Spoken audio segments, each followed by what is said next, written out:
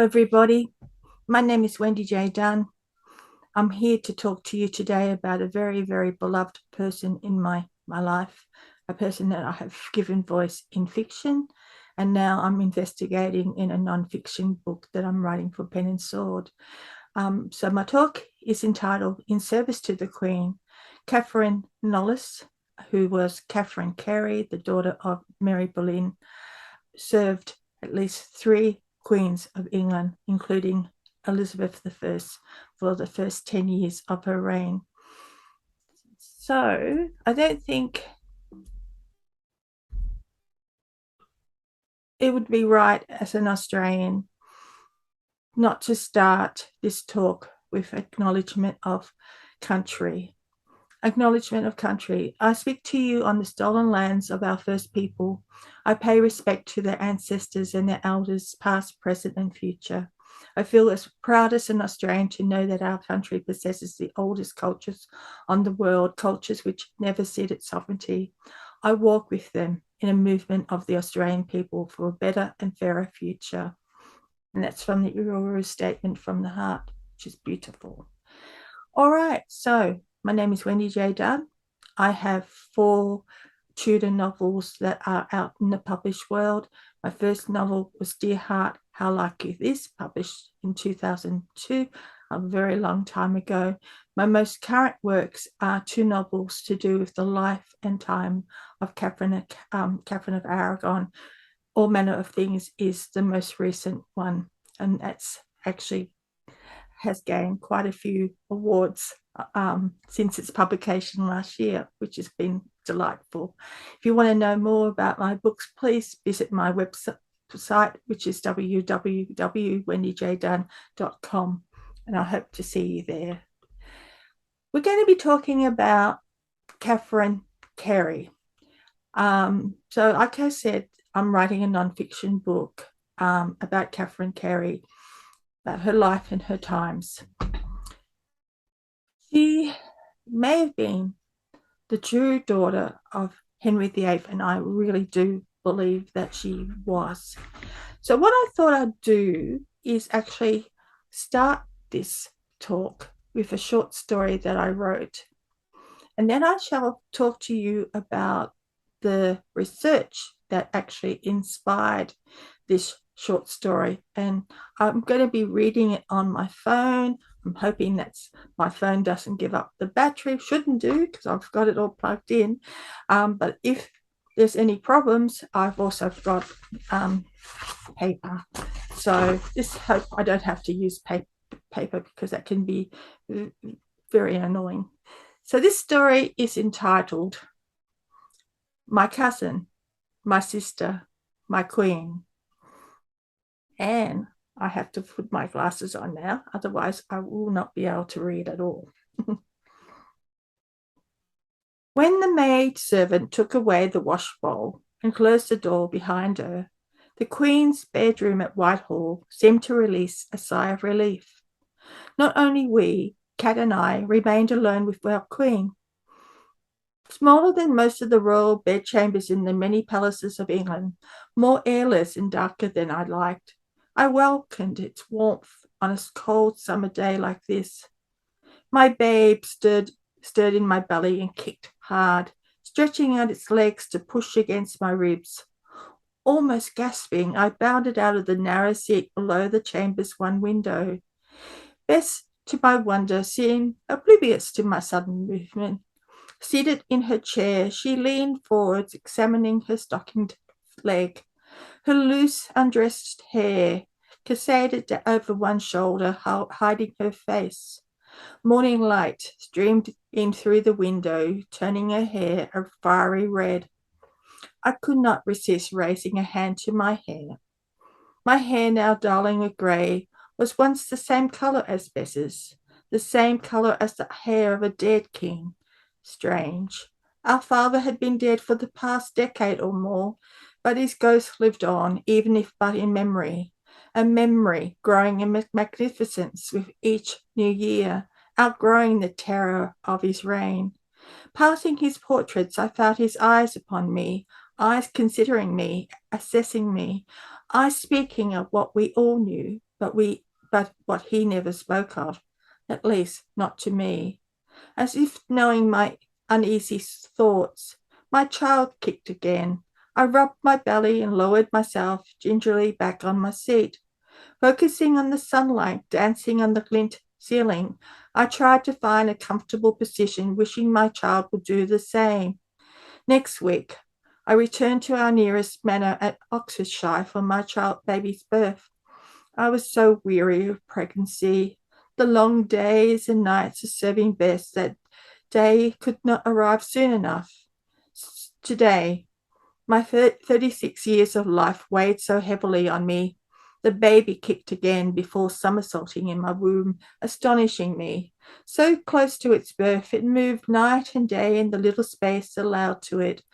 But then, most of my babes were as active up to the time of their birth.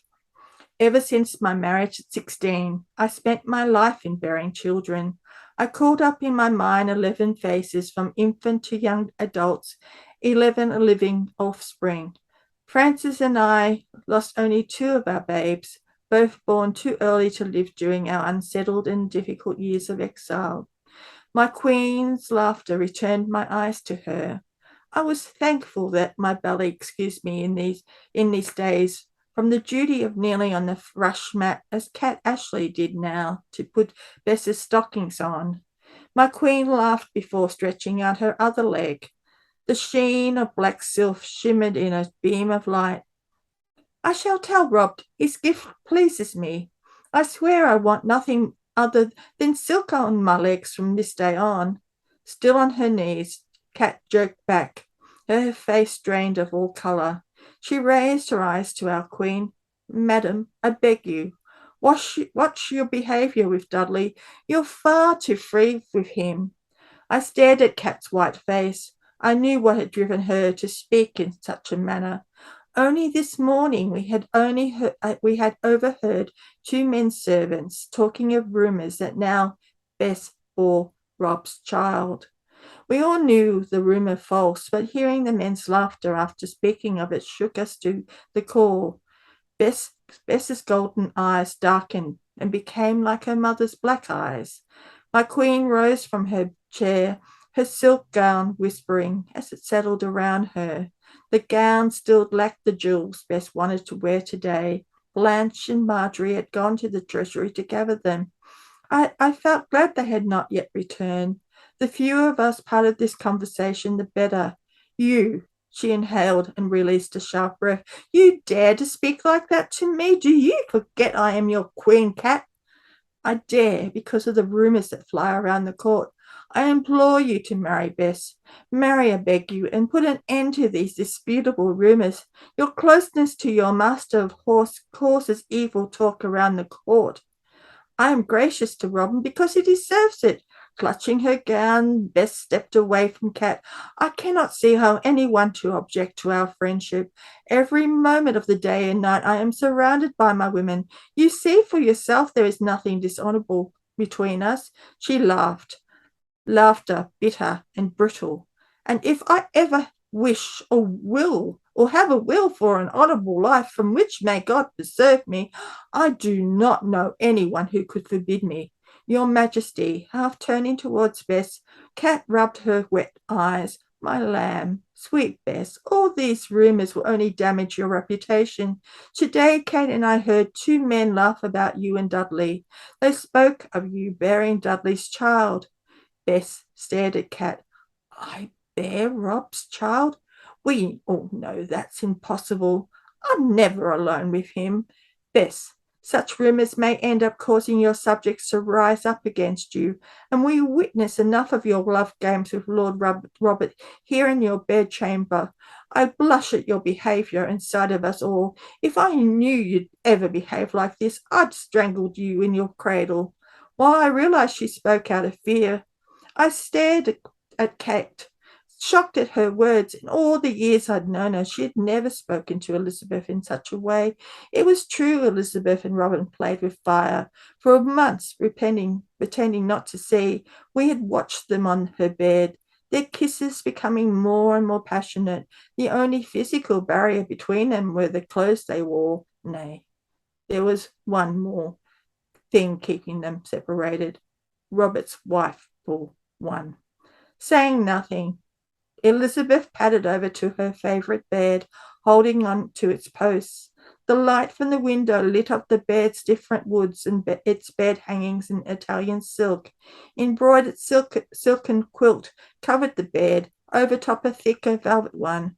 Fit for a queen, Bess had the bed made for her as a princess. It spoke of her unspoken hopes in those years. Bess lifted her head to meet my eyes. Many times I also spoke to Bess about the risks she took with Robin. He was a man, a virile man. I saw that with my own eyes. She was driving him mad with desire, with lust. I thank God that he loved her, really loved her. He understood her as well as we did in this chamber, but sometimes I feared that what he may do out of desperation, out of ambition. I had heard his men speak of wishing for the death of his gentle, sweet wife. Now I had no words for Bess. All I could do was shrug and shake my head. Bess turned back to Kat. I know you speak out of your devotion to me, and I thank you for that. Rumours or not, I cannot simply take a husband. I must weigh up the advantages and disadvantages for England, not for myself. I understand this, Bess. Can you not distance yourself from Dudley in the meantime? That may help remove the teeth of these rumours before they hurt you. Bess leaned onto the bedpost, wrapping her arms around it. How can I distance myself from Rob? I need him. I swear there's nothing improper about our relationship. I cannot stop seeing him. I have had so much sorrow and tribulation in my life and so little joy. You cannot ask me to give up the only joy I have as a woman. I shivered. In my mind, I heard her mother's voice. Keep her safe. Keep her safe from me. Promise me, keep her safe. I had heard my aunt speak those words to Matthew Parker, then her chaplain. Parker's promise had resulted in me making the same silent promise. Remembering my long ago vow, I heaved myself up, waddling over to my queen. I took her into my arms. Dear heart, Kat is right. I glanced at Kat as she pulled herself up from her knees. I confess I do not agree with our good Kat that you need to marry. She never witnessed close up those last months of your mother's life or her end like I did. You must be careful. We can protect you with our lives, but we cannot protect you if you forget yourself with Robin. There are men waiting for you to fail, wanting you to fail. They'll tear you piece by piece from the throne. I've told you this from the time of my return from exile. You have a choice, Bess. Be a woman or be a queen. I can be both. I shook my head, fighting my tears. I wished to tell her yes, but I swore at 13 to never fail my cousin, my sister. You know the lessons of Mary's reign, how difficult, no, impossible to be both queen and woman. You know the lesson of your mother's life. She vowed to succeed as queen, but her failure in the birthing chamber put an end to that. You could say the same of Mary. You wear a crown you always wanted, England's crown. Mary and a man would want to rule too. There's too much at stake. You cannot trust a man to share a throne with you or trust him with your life. Not even Rob? Not even Rob. The babe kicked between us, drawing Bess's eyes to my belly. Must I sacrifice so much? I swallowed and kissed her cold cheek. Your mother sacrificed more. All right. Hope you enjoyed that story. That story came from all the research I have been doing for my nonfiction book. So I'm going to just be talking to you now about that. So what inspired the imagining of Catherine Knollys in that story? A lot of knowledge about Catherine now.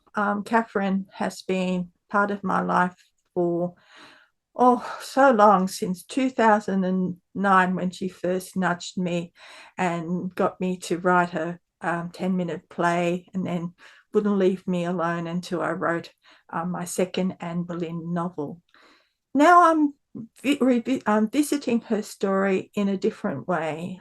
As a fiction writer, I welcome the gaps of history, because that's where my imagination can turn these gaps into stories. But now I have to find the evidence to be able to prove to people that, yes, Catherine Carey was indeed the bastard child of Henry VIII.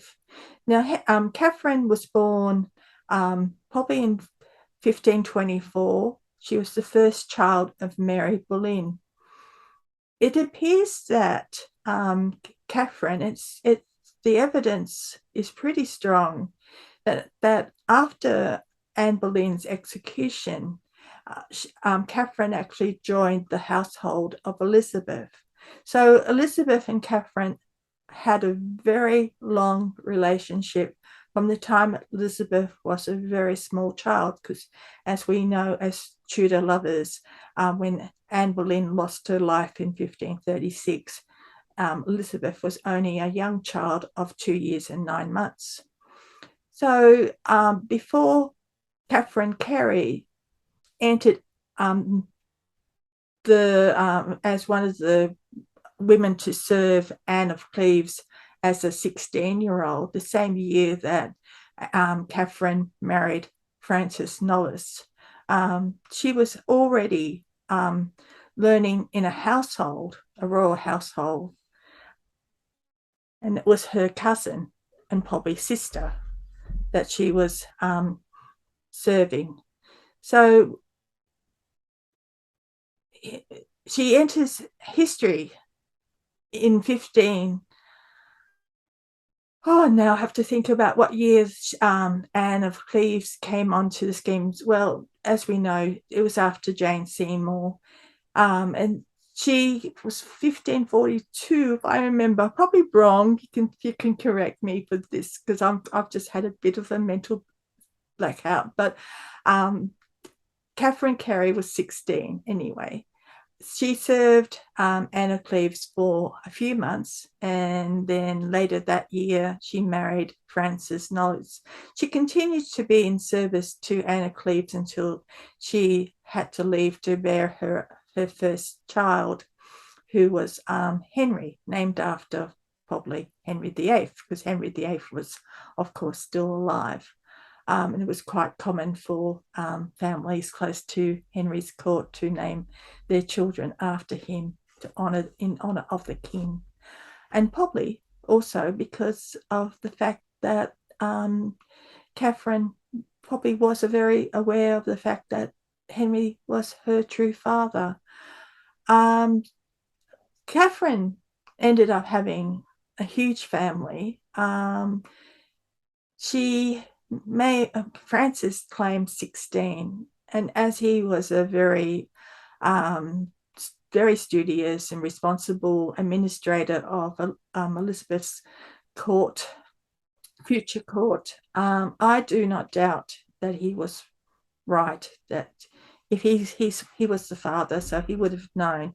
But as far as we can see, we can only name 14 of these supposedly 16 babies. And it's possible that the babies that he's referring to may have been lost to them when they were in exile. They went off into overseas during the reign of Mary I, and they returned to England once Elizabeth became queen.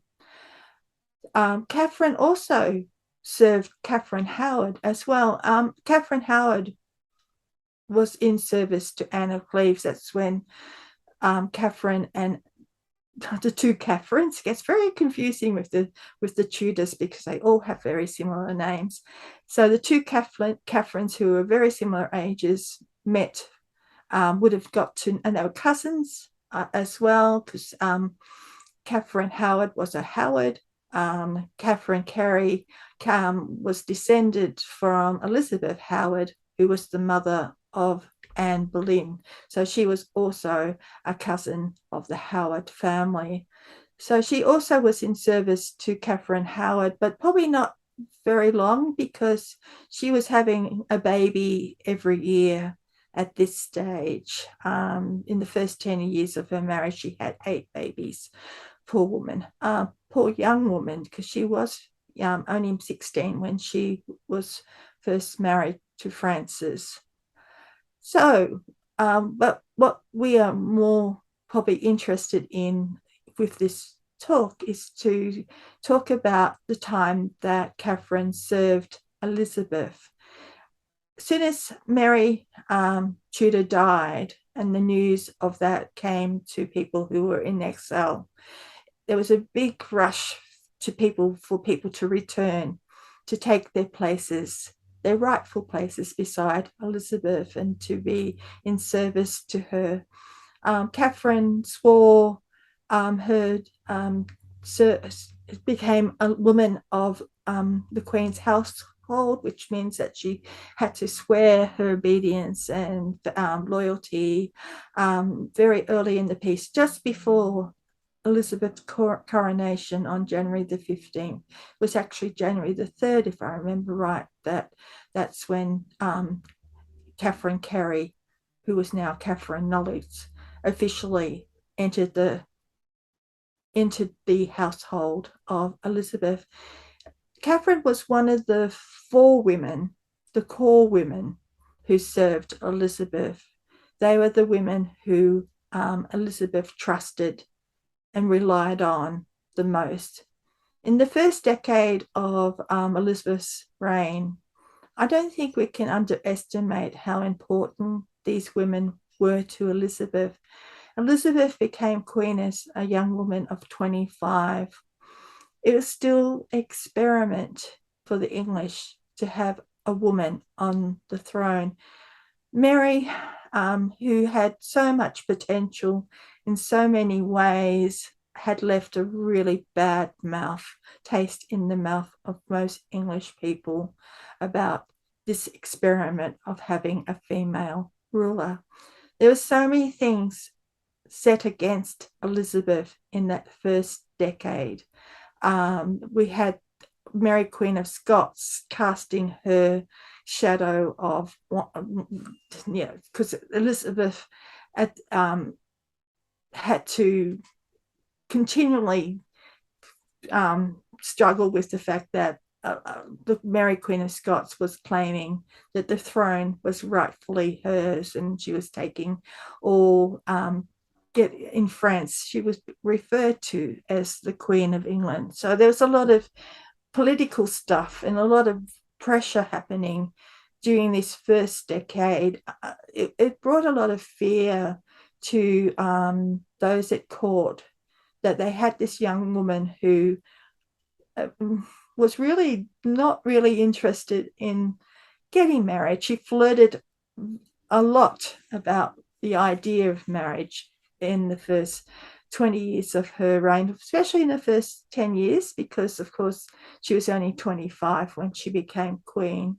As she became older after the first decade, she would have been, of course, 35. And so as she got older, there was less likelihood of her bearing a child. But so with these women, they had very intimate relationship with her. They were her ears to the court. They shared with her the gossips that she heard. They put up with a lot of her tempers and because she lived on her nerves in this first 10 years, with all the pressures she was receiving from the men around her to make a decision about marriage. And she also, of course, in the first years of her reign, I really believe that she fell in love with Robert Dudley, and he with her. And so there was a great concern about what was going on between Robert and Elizabeth, a lot of scandal. was happening, which did really go down very well with the older men of Elizabeth's privy chamber. Yes, and as the story said, Elizabeth had had a lot of tribulation in her early life, and it was only right that she could have be able to claim at this stage of her life the joy of having a man in her life.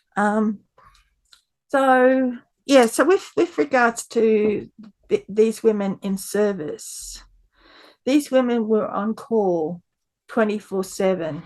Even when they were pregnant, they were in service until the last possible months when then they were able to go away from court to have their babies, and then they were expected to return to court very, very quickly.